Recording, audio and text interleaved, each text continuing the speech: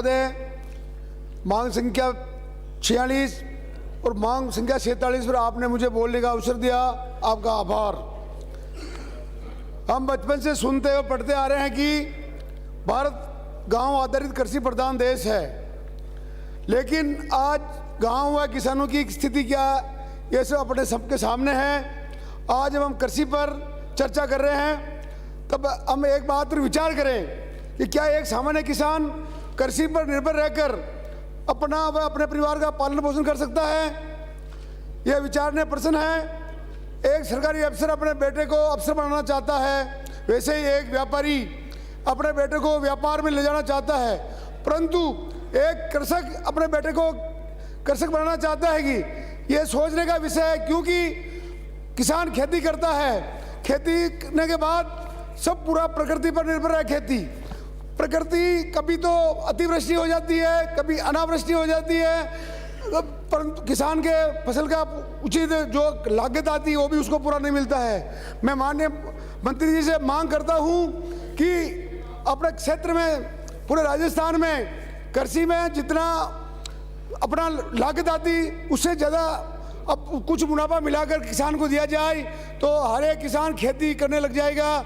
और जो आज जनसंख्या गाँव से पलायन कर रही शहरों की तरफ, वो रुक जाएगी और गांव में अच्छी पैदावार होगी, अच्छा उपज का पूरा मूल्य मिलेगा, तो पूरा किसान गांव में रहेगा और अपना भरण पोषण आराम से करेगा और सरकार को भी उनको कर्जा माफ करने की जरूरत नहीं पड़ेगी। इस लोकतंत्र में गरीब किसानों को लुभावने और झूठे थोते नारों व वादों से चला गया। कभी गरीबी हटाओ के नाम पर तो कभी 10 दिन की कर्ज माफी के नाम पर कांग्रेस के जन घोषणा पत्र पृष्ठ संख्या 3 व 4 पर किसानों से संबंधित 27 बिंदुओं पर शामिल किया गया। इनमें पहला बिंदु 10 दिनों में किसानों का कृषि ऋण माफ करना साथ ही लिखा था, पर वर्तमान भाजपा सरकार की गलत आर्थिक नीतियों के कारण राजस्थान के किसानों पर आए हुए आर्थिक संकट से राहत प्रदान करना इनका घोषणा पत्र था। परंतु बीजेपी की सरकार थी, जब वसुंधरा जी की सरकार थी तब तो किसानों का कर्जा माफ हुआ था, और 2014 में जब वसुंधरा जी की सरकार थी, केंद्र में मोदी जी की सरकार बनी, तो फसलों का जो नुकसान हुआ तो हर किसान को एक साथ गिरदावरी कर पूरे राजस्थान में एक साथ सबको मुआवजा दिया गया था। परंतु अभी फरवरी में और मार्च में अतिवृष्टि हुई और पाला पड़ा, किसानों का कोई मुआवजा अभी तक तय नहीं किया गया, क्योंकि सब फसलों की गिरदावरी कराएगी। गिरदावरी में 10% 15% बताया गया, क्योंकि सरकार का निर्देश ही ऐसा था। पटवारी लोग कहते हैं कि हमारा ऊपर से निर्देश ऐसा है। अब सरकारी ऐसा निर्देश किसानों के हितैषी नहीं है तो उनका मुआवजा उनको कैसे मिलेगा? अब आप कुछ भी करो, मेरे क्षेत्र में बिल्कुल फसलें चौपट होगी, परंतु अब तक 2 बार गिरदावरी करा दी, उसके बाद ही 15 से 18% के आगे नहीं गई, तो उनको कैसे मुआवजा मिलेगा? ये एक सोचने का विषय है। मेरे क्षेत्र में आपने जन घोषणा पत्र में किसान और पशुपालन नीति बनाने, गोड मंडियों को पूर्ण विकसित करने, ट्रैक्टर सहित सभी कृषि यंत्र GST से मुक्त करने व किसानों को बिजली आपूर्ति सुनिश्चित करने व पंचायत समिति स्तर पर एग्रो प्रोसेसिंग ट्रेनिंग सेंटर की घोषणा की शामिल थी। इनका क्या हुआ? मंत्री महोदय, इसके उत्तर की जानकारी देनी चाहिए। जब आप उत्तर दे तो ये आप बताएं। और आज जो पूरे राजस्थान में कर्जे के कारण आत्महत्याएं हो रही है, इनको रोकने के लिए आप पूरा सरकार प्रयास करे तो शायद ये रुक सकती है। किसान व कृषि मानो राज करने वाले के लिए केवल भाषण व चर्चा का विषय बन गया है। कहने के लिए किसानों को धरतीपुत्र व अन्नदाता की उपमा से अलंकृत किया जाता है, लेकिन हकीकत क्या है? क्या सर्दी में सुबह रात को 12 बजे 10 बजे लाइट देते हैं या सुबह 4 बजे लाइट देते हैं? 6-6 घंटे की लाइट देते हैं।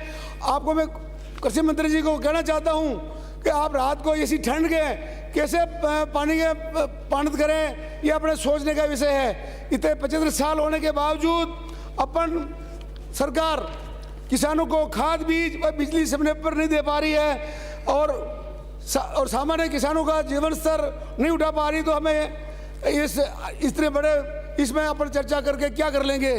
क्योंकि यहाँ पर केवल घोषणाएं होती है, भाषण होते हैं, परंतु धरातल पे कुछ होता नहीं है। ये अपना को समझने का, देखने का विषय है।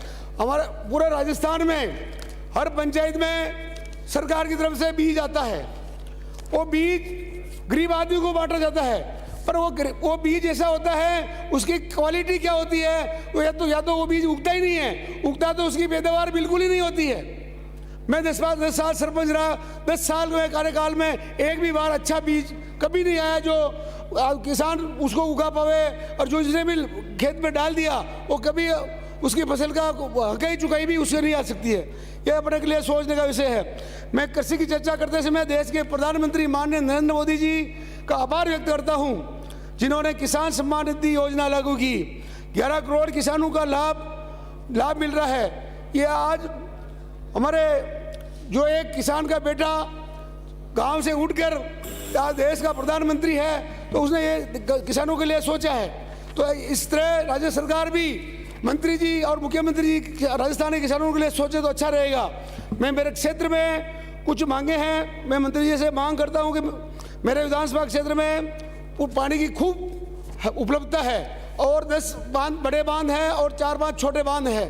तो वहाँ पे पानी की जो नहरें हैं वो नहरें कच्ची है, तो पानी उसमें पूरा निकल जाता है रास्ते में। तो नहरें पक्की हो जाए तो पानी पर्याप्त पूरे क्षेत्र में आराम से जा सकता है। मेरे क्षेत्र में आपको बताना चाहता हूं कि